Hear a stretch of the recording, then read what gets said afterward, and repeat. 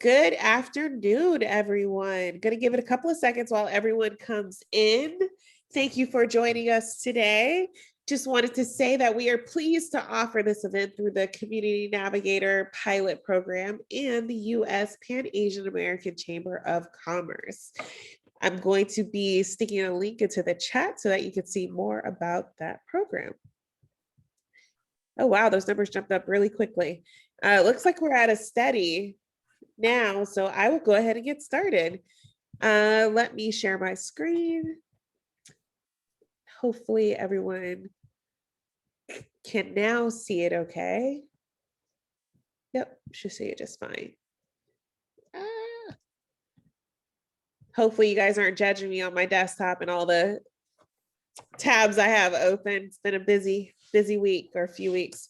Anyways, good afternoon, everyone. My name is Lauren Simpson. Welcome to the session. I am joined today by my colleagues, Mike DiDonato, as well as GB Bajaj.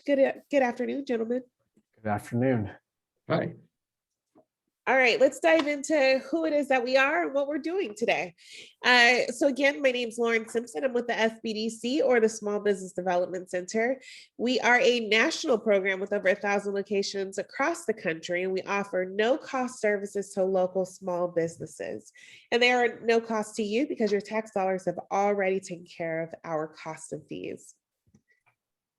For the Los Angeles network, which is the network that I represent, we have locations throughout the Los Angeles, Santa Barbara, and Ventura counties, and you can see those represented on the map in front of you. Ooh. There we go.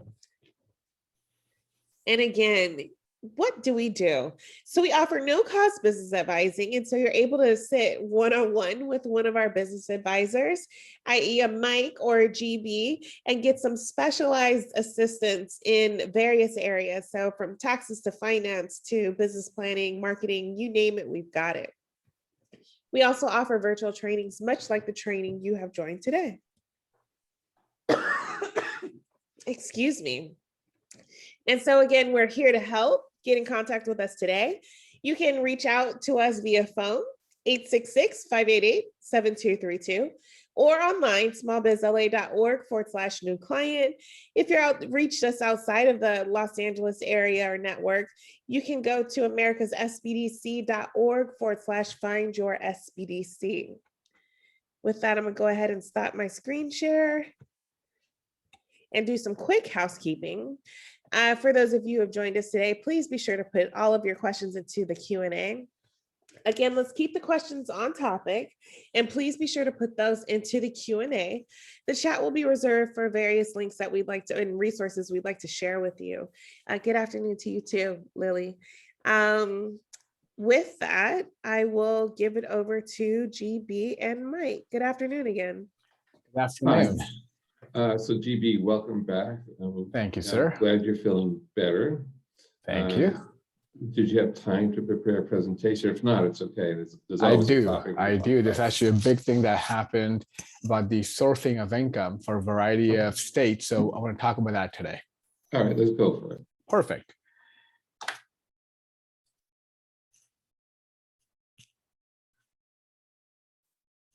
Can you see my screen?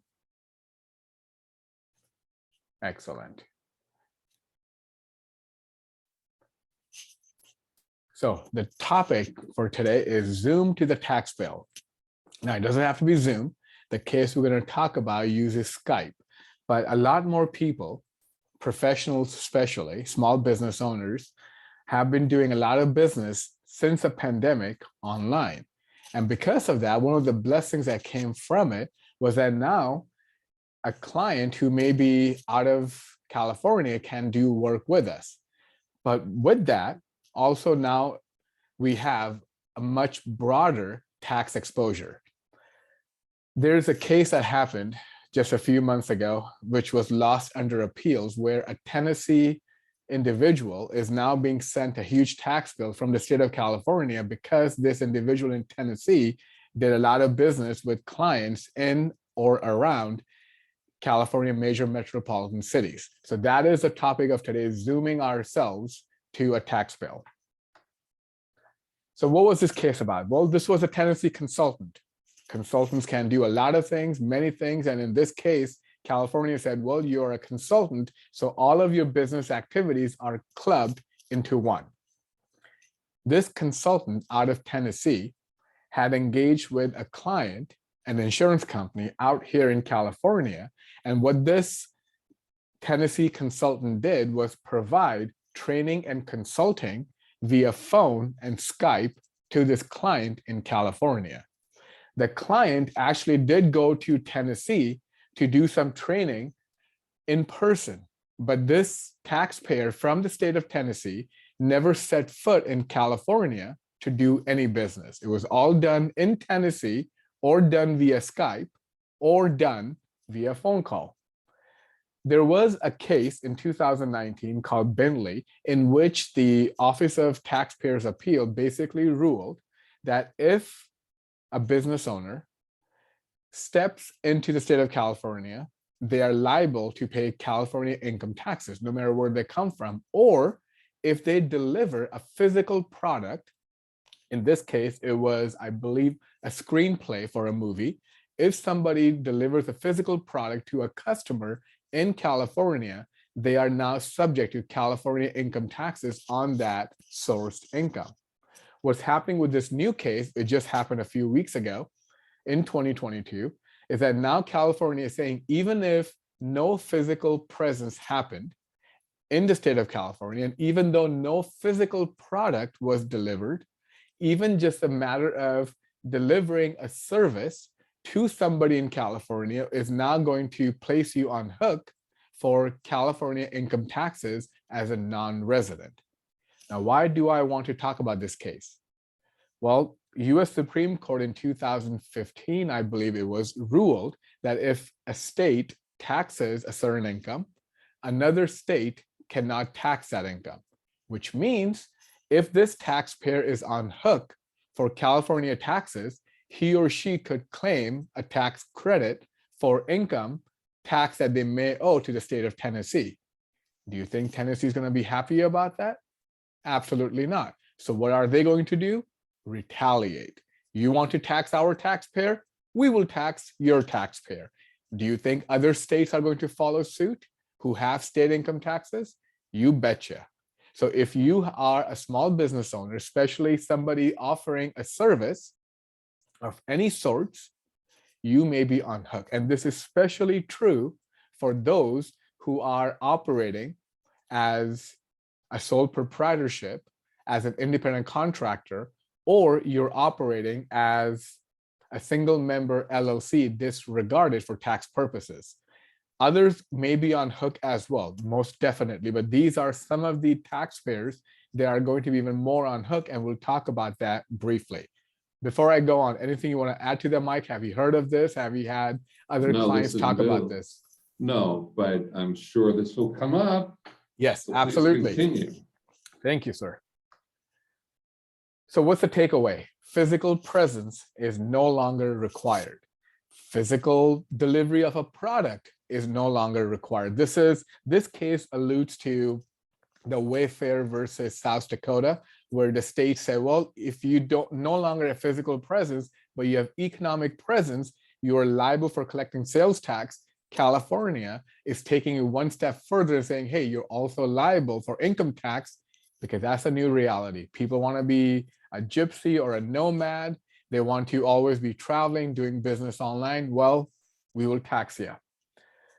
What they're looking for now is, how is a customer benefited?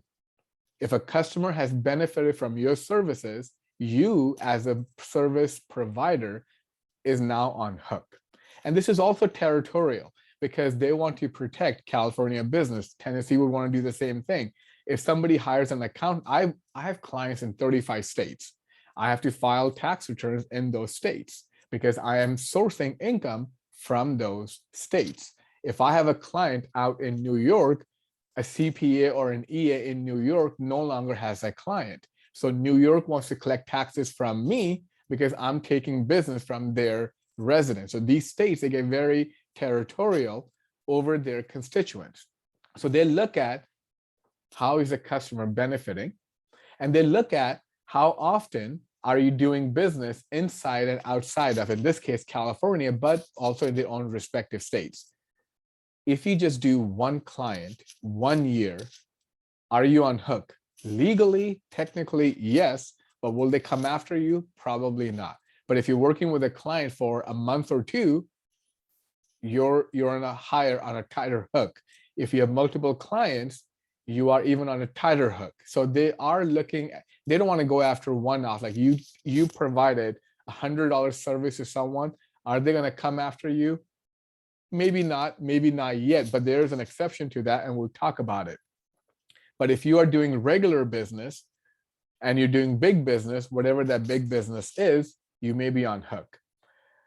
Also, they're looking at what types of businesses are you engaging in. In this case, this person just called themselves a consultant. Well, anything and everything you sell is consulting. So there, you have multiple clients, even though you may be only working with one client in one capacity in any given year. And like I said, they look at the economic presence. Are you digitally present, and are you deriving an economic benefit from it? GB, we're Yes, not sir. seeing it. We haven't seen the screen change. Let me see.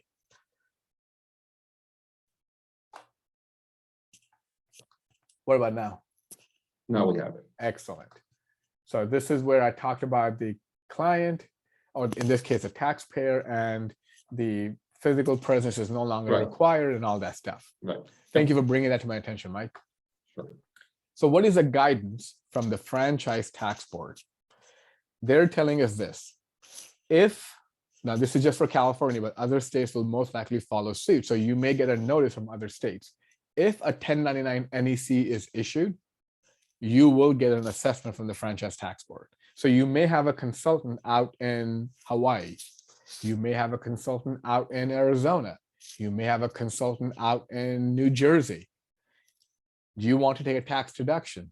You tell your bookkeeper, your accountant, or yourself, you issue a 1099, because if you won't issue a 1099, this deduction that you paid somebody money will be disallowed.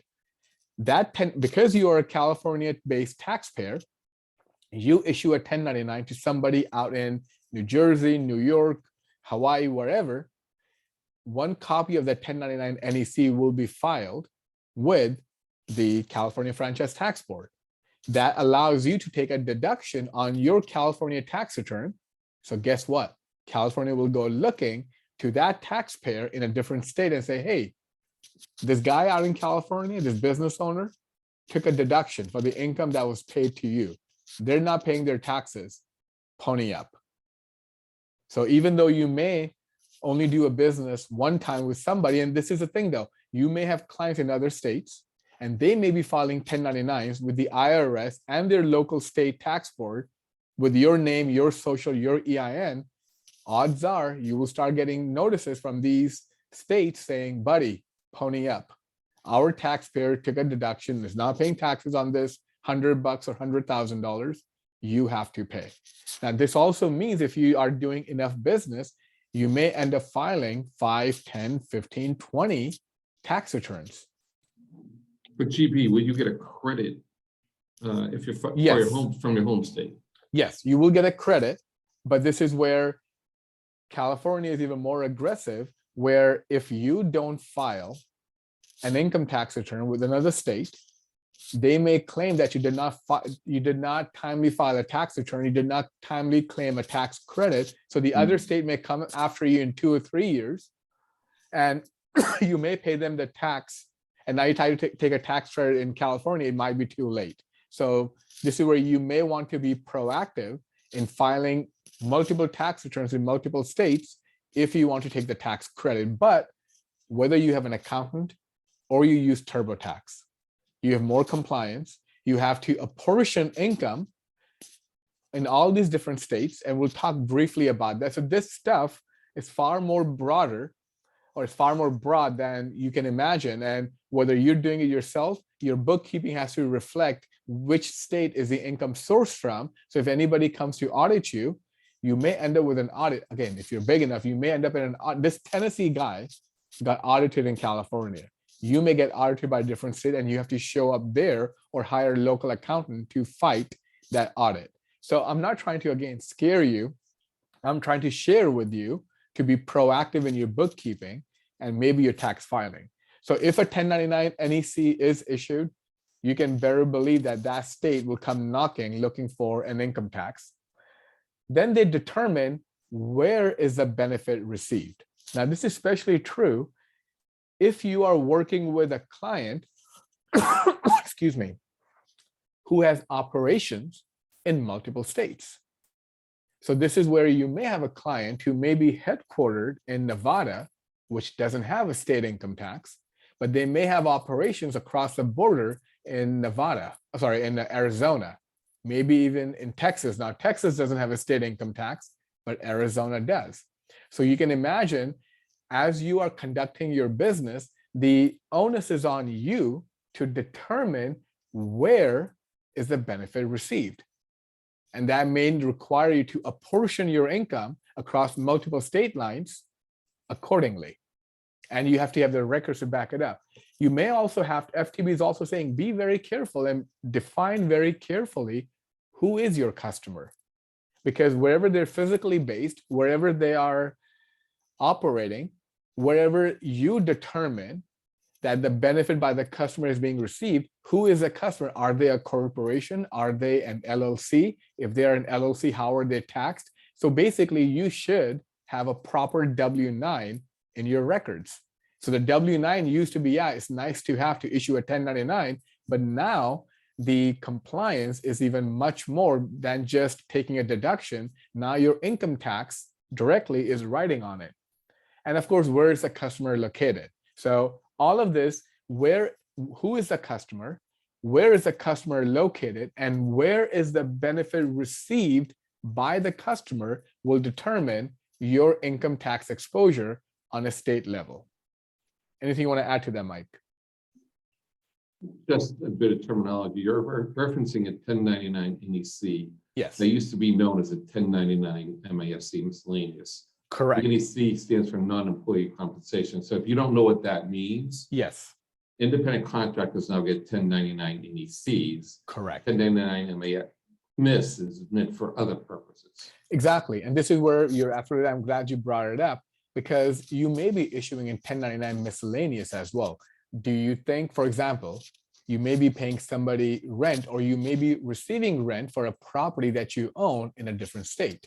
So all of these, the 1099 NEC is an example of the guidance used in this case, this Tennessee guide that just happened a few weeks ago. So this is where I'm glad you bring it up. You may be receiving a 1099 miscellaneous for other types of income, fisherman income, rental income, farm income. I mean, it's a whole plethora of things.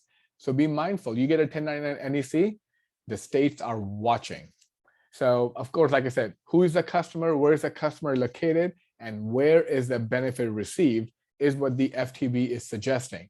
And I can promise you other states will follow suit because California is very aggressive, and a lot of times they set the tone for taxes for other states. Now, what if you don't actually issue the 1099 NEC, but you should have? Good question. So that opens up a whole different Pandora's box, because at the very least, if you get audited, your deduction will be disallowed. Now, here's the tricky part of it. What many states have done is, let's say if I forget to issue a 1099 NEC to Mike. Mike is my lawyer and he does some work, and I don't issue him a 1099 NEC. If I get audited, I will be disallowed the deduction. If I paid Mike 10 grand, I will be disallowed that deduction. So my taxable income went up by 10,000. If I am in the 20% tax bracket effectively, IRS will say, well, GB, you owe another $2,000 plus you owe interest plus you owe penalty.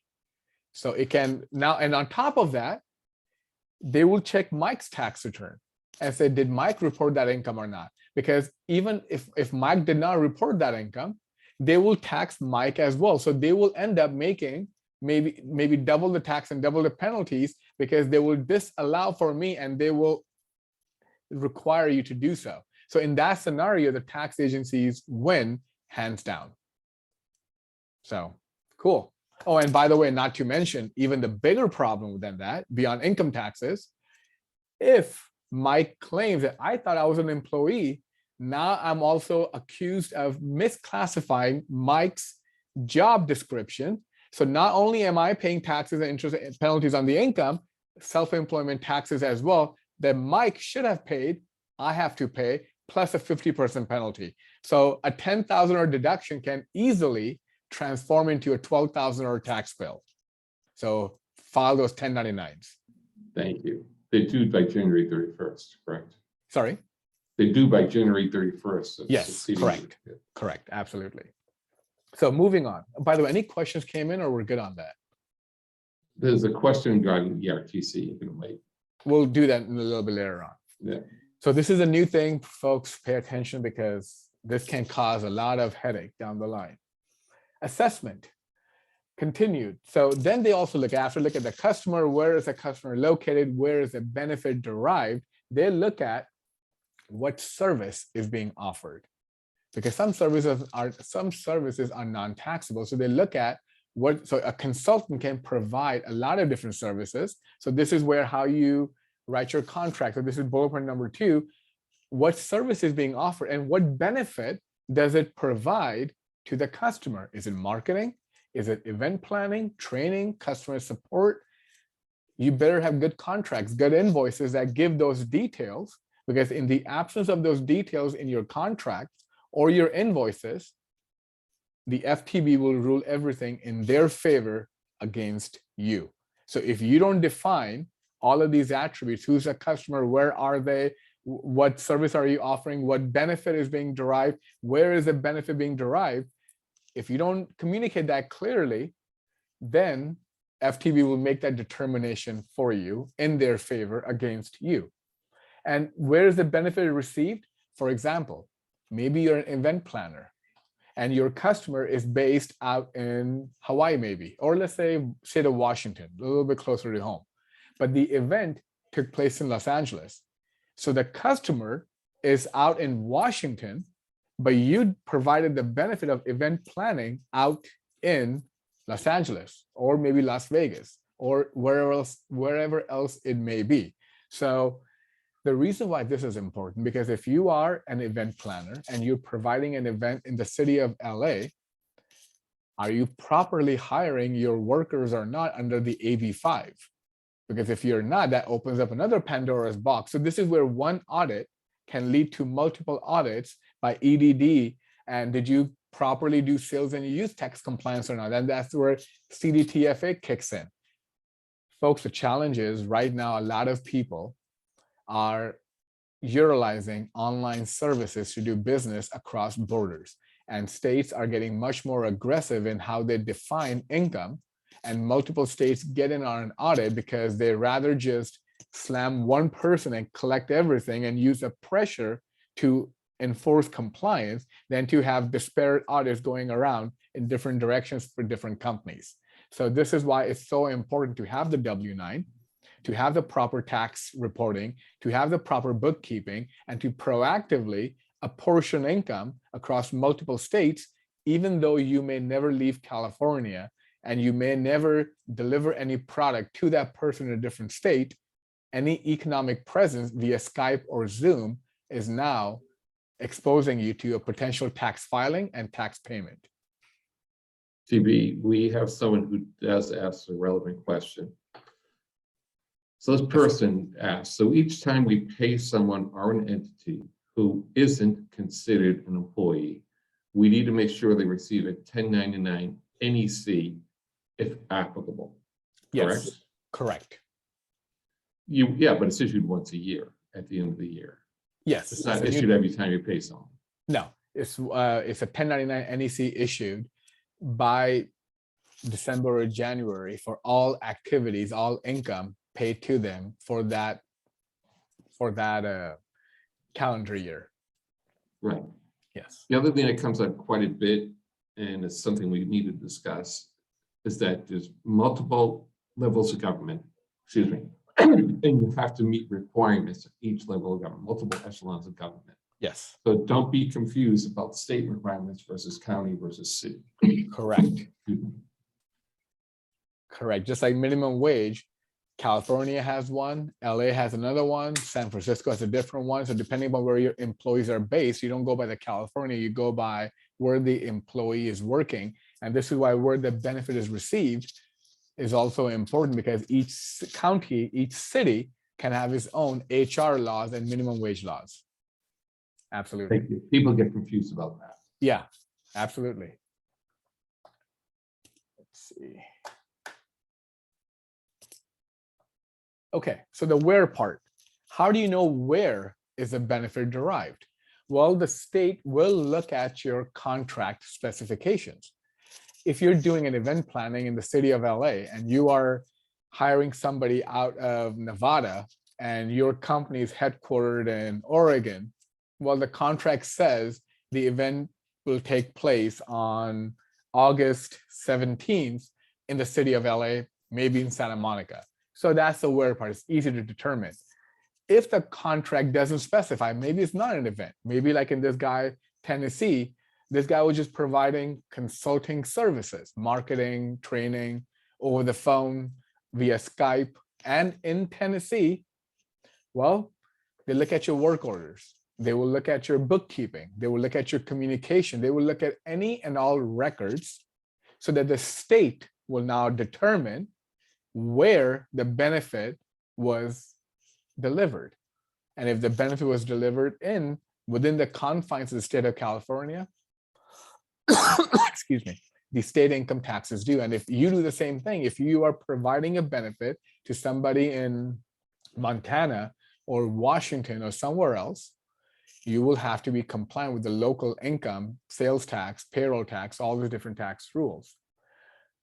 If you have a situation where multiple states are involved, so I use a 520 rule. Maybe you're working with a client that has 20 employees and 5 of those employees are in the state of California, which means 25%. So on that contract, California will claim 25% of income as taxable by California. So they will look at your employee location and employment records as well. So not only is W-9 important, W-4s are important, because W-4s will tell the tax agency where is the benefit being derived. In this case, training. Maybe the company has 20 employees, but only the 5 employees in the state of California were trained and the others were in other states. So the contract was $100,000. Well, of that $100,000 contract, $25,000 is now taxable by the state of California, which means they will expect a tax return as well. If there are no employee records, if there are no work orders, no contracts, no records, then the FTB will use some other sort of reasonable approximation as they deem appropriate. So if you won't specify, they will specify for you. And if there's nothing they can do, nothing at all, you are just so great at hiding your tracks that you will not leave any breadcrumbs at all. Well, if all else fails, billing address. If the billing address on the credit card that you made a payment on the bank account, on the invoice, if it has any zip code relating to state of California, California will levy tax. So you can see how this thing can get out of hand very quickly, very fast. So they want their money and they are getting more aggressive, and they are going to rely on the 1099 that you are supposed to file to make these determinations, and they will look at your communication. And state of California especially has been known to subpoena cell phone records to see where were you present while you were making those phone calls. Not just cell phone bill records from Verizon, from T-Mobile, from wherever. They will subpoena those if necessary to determine that. Now, of course, this is a Tennessee case where California is being aggressive. The reason I'm talking about this is because other states are following suit and will be following suit very soon on this. Anything you want to add to that, Mike? The where part? Excuse me. No, this is great stuff. Well, this all comes down to documentation, as always. It all comes down to documentation, correct. Right.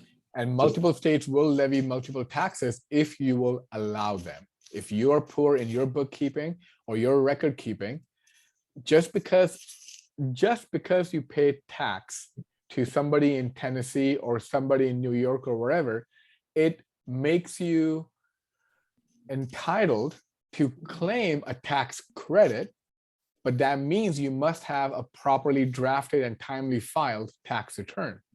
If you don't do that, if any of those pieces are missing, you end up paying tax to a different state, and California will still pursue you. So you will end up paying double the taxation on it. And you need proof. And you need proof.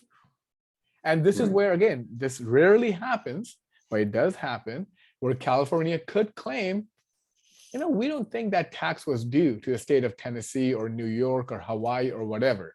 So because we don't think that tax was appropriate, we will not allow you to take the deduction. The reason why states are allowed that leeway is because some states have a higher tax rate and some have a lower tax rate. So they want to make sure it's equitable in their favor, not in your favor. So keep that in mind.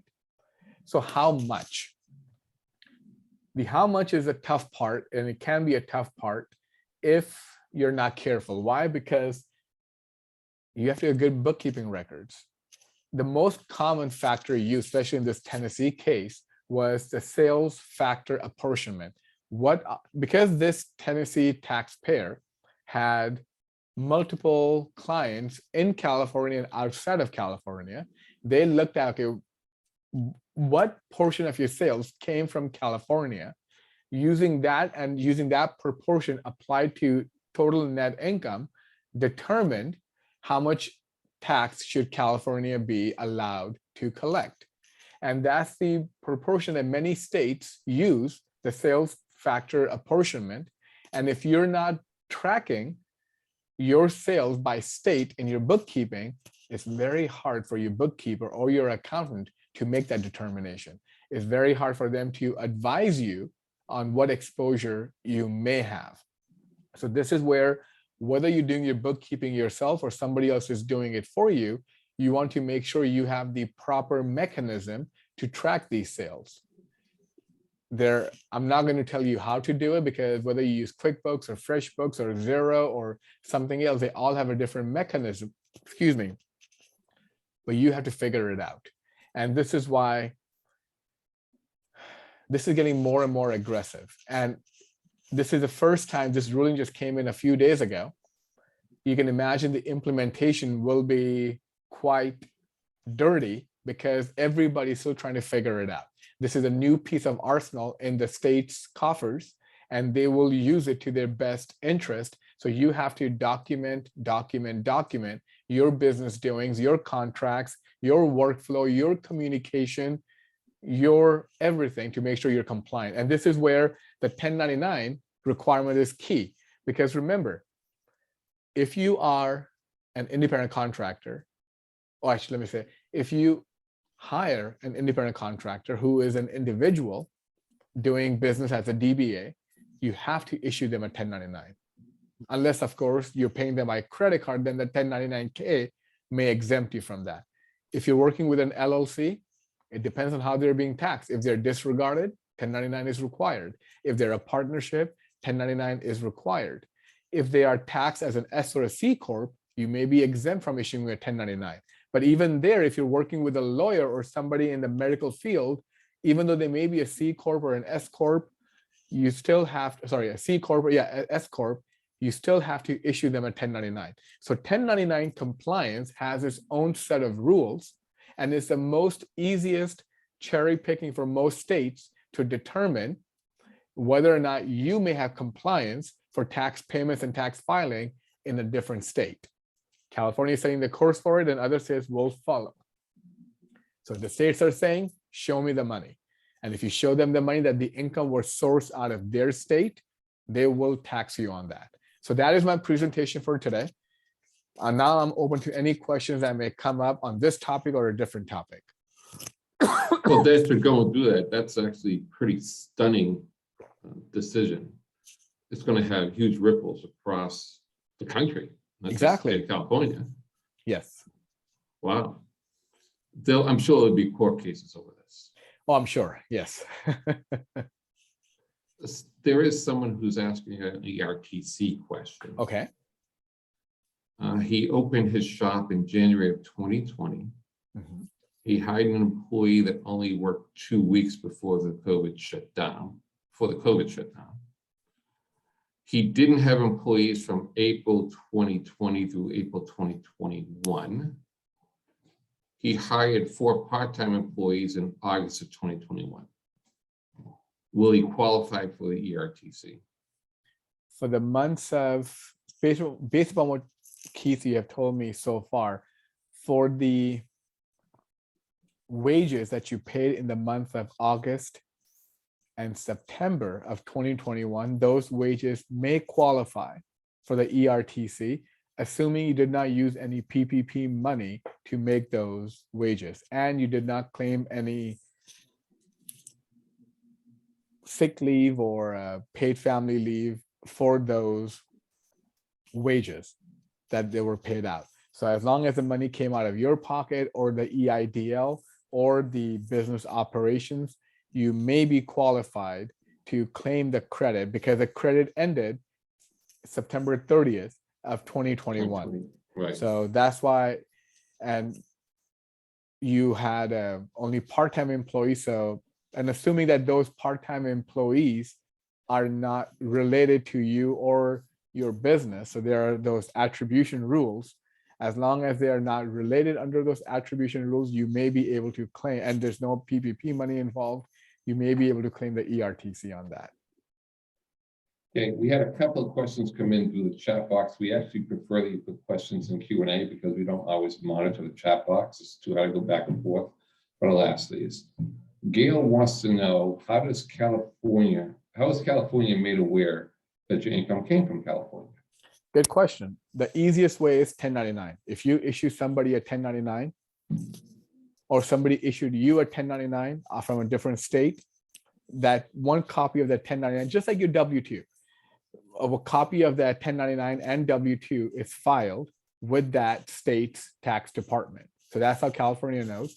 The other way is maybe somebody else gets audited or somebody rats you out and they want to collect 10% commission on whatever the money state will collect, or you may get audited, or what they are going towards, and this is not a rumor, this is not conspiracy, this is an actual thing, the banks are being told to share with the tax agencies the whereabouts of money. This is where the federal government is also trying to implement a rule where if at any time for any reason more than $600 are deposited in your bank account, digitally or cash or wherever, the government has to be made aware of that.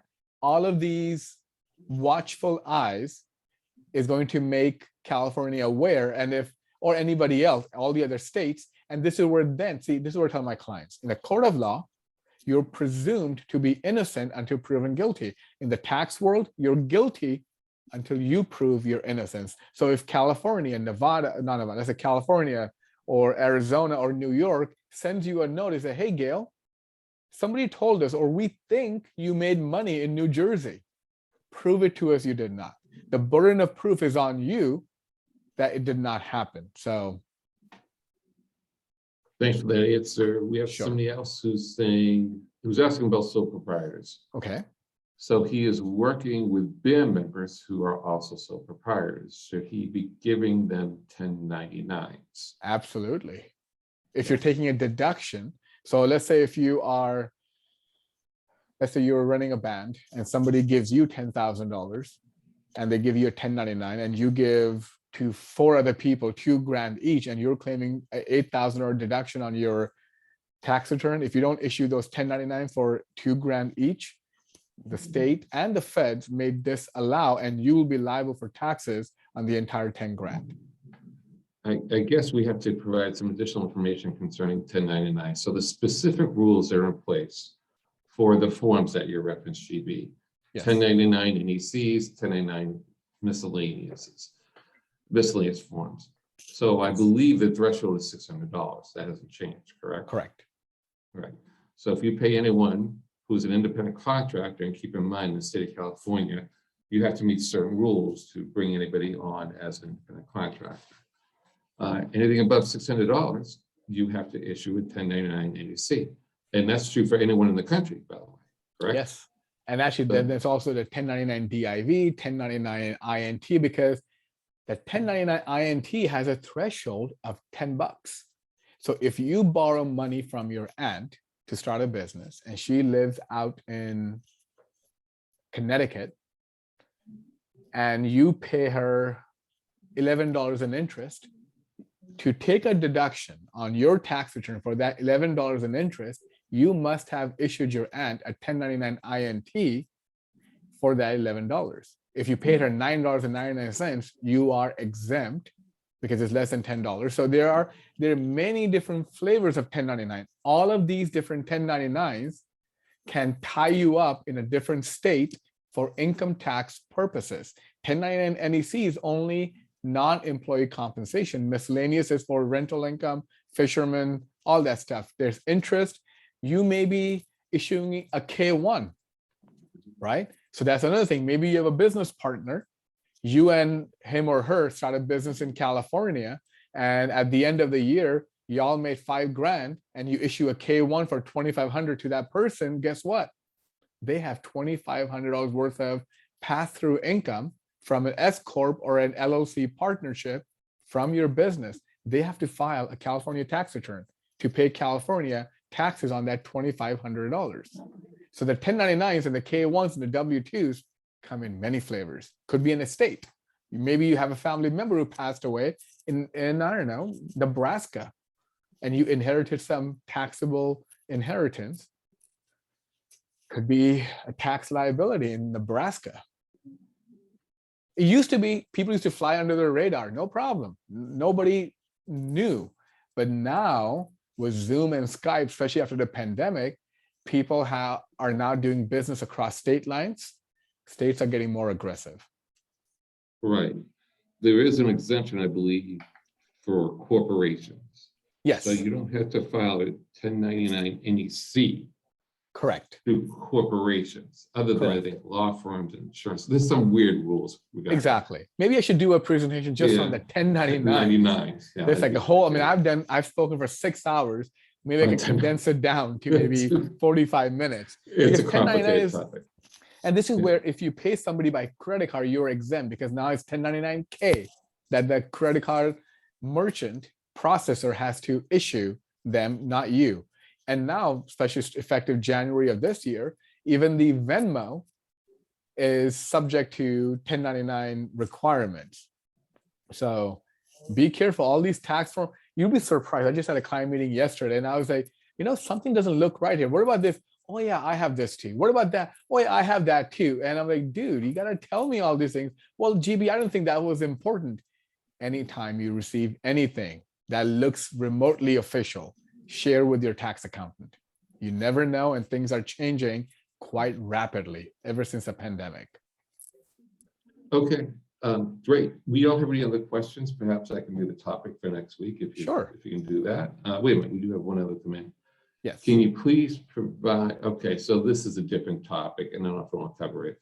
Somebody wants to know about the California Competes tax credit that's coming from Maria. That's like a whole different presentation I did once. Yeah. It's maybe You've we'll done talk that more about before. the future. Yeah. No, so the reason I'm saying that is because it's a much more involved topic. I cannot answer it in 30 seconds. So maybe I'll bring back that discussion, or Maria, I'm happy to answer that. If you have an SBDC advisor, have Yeah. them connect to Please see me. your SBDC Yeah. advisor, yeah, Yeah. because it's an involved topic. It's an involved topic. And if they don't have the answer, they can reach out to GB and get the answer for you. So with that, we have no more questions, GB. Perfect. Thank you so much. Glad you're feeling better. Thank And you. See you next week. Next week, we'll do 1099s, all the different flavors of 1099s. It's a lot. Okay, It's a lot. great. I'll cover some of those. Yeah, all right, thanks. Thank you, Lauren. Thank you, Mike. Bye, Lauren.